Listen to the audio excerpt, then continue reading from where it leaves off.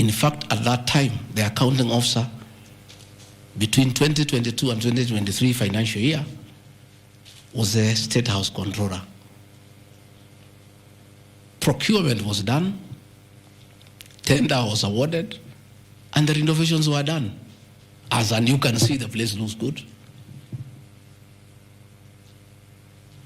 There was need to dignify the office of the Deputy President because he has a function of coordinating development partners. Ambassadors and high commissioners and all sorts of international visitors are always here. So to dignify the office of the Deputy President, the residents needed to be in the right standard, and that is not my decision, and I have nothing to do with it. As for the contractor who was awarded the job, I don't know him, and I don't need to know him. I have no business.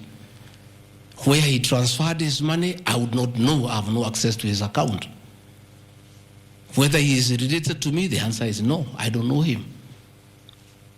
And for the record, I don't wish to know him because it's not necessary.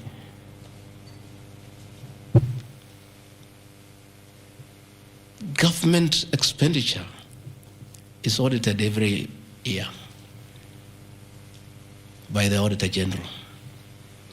Since this office was under the executive office of the Deputy President for that financial year, the Auditor General did her inspection and gave us a clean bill of health.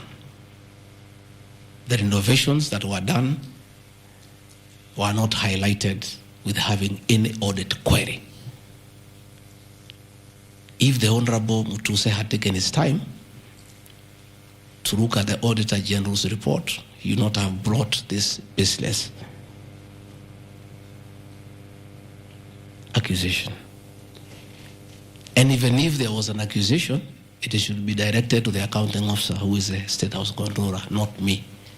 I don't deal with procurement. I don't deal with financial management.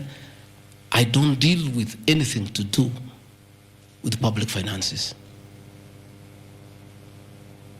But since the matter has been raised, I have to answer to it. I have looked at the Auditor General's report, clean. I have looked at the contract, it's signed by the Controller of State House. As to the work, that I can attest, they did a very good job. And this residence has been dignified. The same with the residence in Mombasa. You know, the residence in Mombasa is where President William Ruto and his wife, Mama Rachel, were chased away, and the house allocated to the regional commissioner. And on assuming office, I took up the residence. It was in state of disrepair. Again, it was renovated. It's a good place. And I normally go there when I go to Mombasa. And it makes a lot of sense because before the renovation of that residence, anytime I went to Mombasa, I normally have a huge delegation of security people, hospitality, and all that goes with the office, not really me. The bills were very expensive. It makes a lot of sense to have an official residence for the Deputy President in Mombasa so that when he is there, you cut down on public expenditure.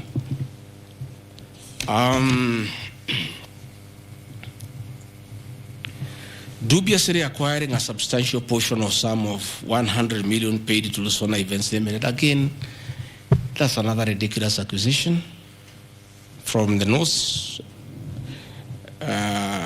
This is people who give services here for events. We have many meetings. You have come here for IBEC.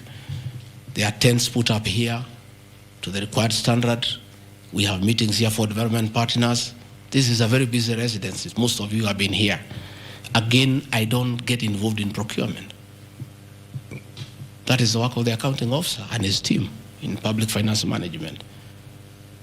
As to the person who does that work, I don't know he or she, and I have no business knowing who does the work. Those are things that are not in my purview. Again, the ridiculous accusations that money came to me, one would have to demonstrate how it came to me. Was it brought to me through my account, through cash? Who was there? What is the evidence? Again, it is just trying to throw mud at me. And I want to say that that accusation is baseless, and we believe we want to see the mover of the motion coming up with tangible evidence. Again, these accusations lack particularities. and specifics. They are just generalized accusations. Again, we'll be challenging that again in court, because there is a ruling that grounds of impeachment must be well grounded and must be particularized and specific. This is just an allegation. Where is the nexus between the supplier of events to this residence and the Deputy President, Rigathi EXPLAINS? There is no nexus. I don't know the person. I don't know the company. I'm not involved in the procurement. I don't even know how it is procured. All I do is I want events, and they are arranged, and I take part in those events. Those accusations of funds utilizing the Deputy President, in the office of the Deputy President, coming for my personal benefit, are ridiculous, unfounded, and totally malicious, and there is no evidence whatsoever. And I want you people of the press to also ask these people to give you the evidence. Don't just write headlines. Ask, where is the evidence? Where are the particulars? You know, you don't just allege, oh, this particular supplier, this money went to the Deputy President. Yes, fine, that is good. How? How did it go to the Deputy President? You must explain.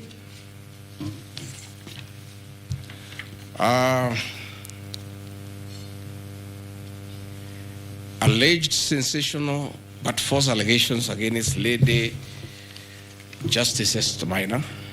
It is alleged that the special notice of motion at ground 4 had a gross violation of the Constitution, that I publicly attacked the Lady Justice Esther Maina and forcibly threatened to bring action against her. I did not threaten to bring any action against Justice Maina. I did bring action against her. I was just informing the public because I'm a public officer and I have freedom of speech. I have filed petition before the Judicial Service Commission against Justice Esther Maina in issues I felt I did not get proper justice. So I did not threaten her. I did what the law says. If you are not happy with the conduct of a judge, you file a petition before the Judicial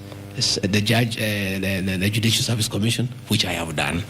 Again, I don't want to delve before the matters because it is against sub judice. But that I have done, so I cannot be threatened. I cannot be said to threaten her. And again, I have a right as a leader, as a Kenyan, to say what I'm doing. And I did say publicly that I will bring a petition against her, and I have done it. And the evidence is there. You see it. We have filed a petition, and we are waiting for it to be concluded.